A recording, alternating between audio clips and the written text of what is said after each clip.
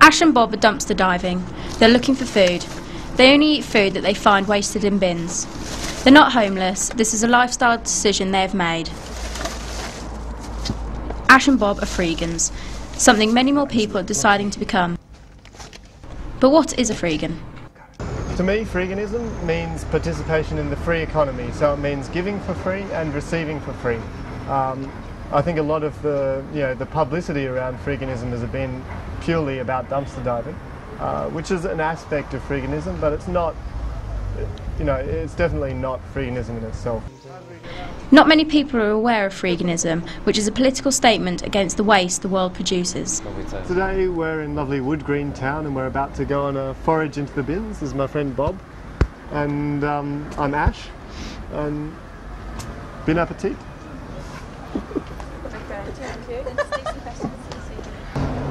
You can't hurry love.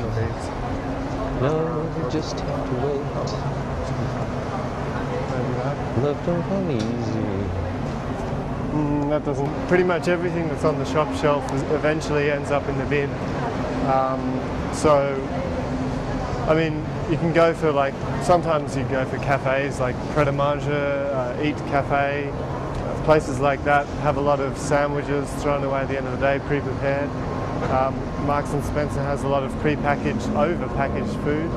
I think that anyone who sees the quality and quantity of the food we waste, really, most of the people who've seen it will eventually become dumpster divers themselves. This is a perfect example here of what we've been talking about. Today is the 16th of May, and we've got some meat thrown out from Sainsbury's with a display until date of the 15th, a use by date of the 17th.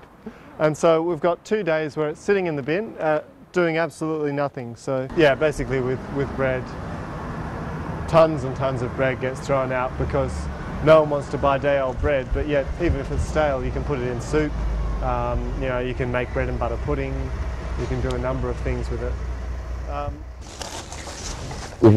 There was this, which isn't that fruitful, but there's one good egg and one bad egg, so you can take the good one obviously and use that. Expires in June, so it's 1 month in date.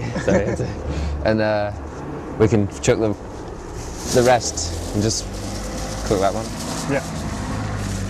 Yeah, it's often the case that you'll find packets of eggs, one egg breaks, and so the rest are yucky.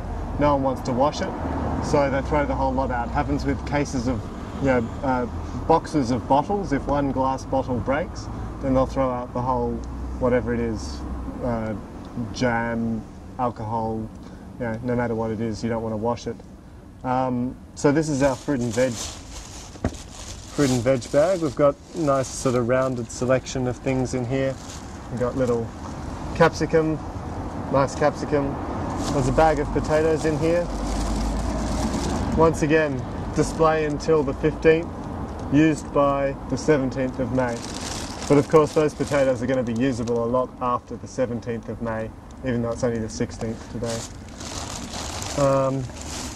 There's a lot of good tomatoes.